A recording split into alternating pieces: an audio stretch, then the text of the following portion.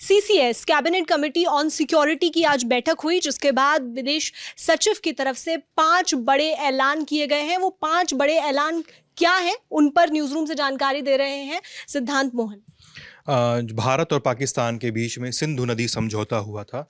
5 नदियों का जल शेयरिंग को लेकर समझौता इसलिए करना पड़ा था कि दोनों देशों के बीच में स्थितियाँ आज़ादी और बंटवारे की समस्या ठीक नहीं है।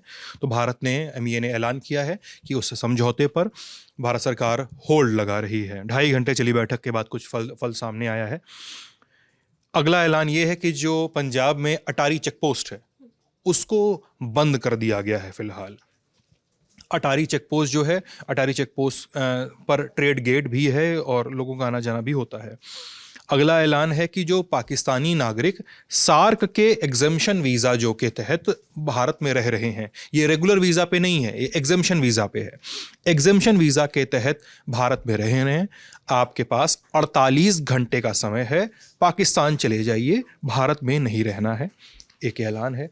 और इससे जुड़ा एक और ऐलान नथी है कि अब सार्क एग्जम्पशन वीज़ा के तहत पाकिस्तानी लोगों को भारत में एंट्री नहीं दी जाएगी। इसके अलावा पाकिस्तान के जो भी डिफेंस, नेवल या मिलिट्री एडवाइज़र्स हैं भारत में मौजूद, उनको पर्सोना नॉन ग्रेटा कह दिया गया है, यानी उनकी मौजूदगी स्वीकार्य नहीं है, अनएक्सेप्टेबल है। इसके अलावा भारत ने ये भी कहा है कि अपने एडवाइज़र्स जो हैं उन पर भी होल्ड लगाया गया है। उन्हें कहा गया है जो पाकिस्तान में मौजूद हैं कि वो भी भारत वापस आएँ। इसके अलावा एक और ख़बर जो भी आ रही है तो फौरी तौर पे वो ये है कि जो हाई कमीशन है भारत में मौजूद, उसकी स्ट्रेंथ को चॉप किया गया है। पाकिस्तान का हाई कमीशन भारत में मौजूद, उसके स्ट्रेंथ को घटाकर 30 पर ले आया गया है। इसके अलावा जो भारत के, ये तो मैंने बता ही दिया, जो भारत के डिफेंस, नेवी और एयर एडवाइज़र्स हैं पाकिस्तान इंडियन हाई कमीशन में इस्लामाबाद पे, उनको भी वहाँ से कहा गया है कि आप मूव आउट करिए या सर्कुलेट करिए। तो ये कुछ 5 बड़े ऐलान हैं जो CCS की बैठक खत्म होने के बाद 2.5 घंटे के बाद, जिसके बाद PM मोदी का ट्वीट भी आया, वो सामने आया है। एक अपडेट और दे दूँ। एक अपडेट है ऑल पार्टी मीटिंग को लेकर। अटैक हीनियस है, अटैक बड़ा है, और इसके बाद केंद्र की नरेंद्र मोदी सरकार के तहत आने वाले रक्षा मंत्रालय ने एक मीटिंग आहूत की है जो 24 अप्रैल को होगी। इसमें ऑल पार्टी मीटिंग इसे कह रहे हैं, यानी तमाम जो दल देश की संसद में मौजूद हैं किसी भी कैपेसिटी में, उनसे एक साथ एक बैठक होगी। और उन्हें, चूँकि ये तरीका भी होता है कि आप अप्राइज करिए कि सिचुएशन क्या है, और चूंकि डिफेंस एक वैसा मसला है कि जहाँ पे आपको बहुत कुछ बताना पड़ता है तो बहुत उससे ज़्यादा कुछ छुपाना पड़ता है, तो एक उनको सूचित किया जाएगा कि क्या हो रहा है क्या नहीं हो रहा है पार्टियों के प्रतिनिधियों को। इसके अलावा जम्मू कश्मीर में भी मुख्यमंत्री उमर अब्दुल्ला ने भी वहाँ पर एक ऑल पार्टी मीटिंग आहूत की है। श्रुतिका जी, एक और सवाल है कि इससे इम्पैक्ट आने वाले दिनों में क्या देखने को मिल सकता है कुछ? देखिए, जाहिर सी बात है, भारत की सरकार पाकिस्तान के नागरिकों पर कोई टारगेट नहीं कर रही है।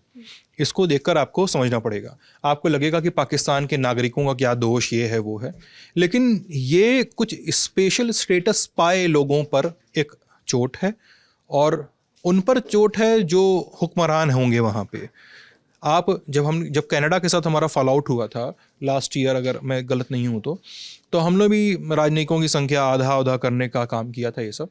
तो उसमें ये होता है कि हम एक प्रेशर पे काम करते हैं, हम एक प्रेशर टैक्टिक्स है कि आपकी छत के नीचे पनप रहे एक सिस्टम का हम शिकार बनते हैं। हमारे 26 मासूम लोग, 28 मासूम लोग उसका शिकार बनते हैं, अपनी जान गंवा देते हैं, और वो सिस्टम आपकी नाक के नीचे रावलपिंडी के चकलाला में पनप रहा है, मिलिट्री HQ में। ये एकदम ओपन ट्रूथ हो चुका है।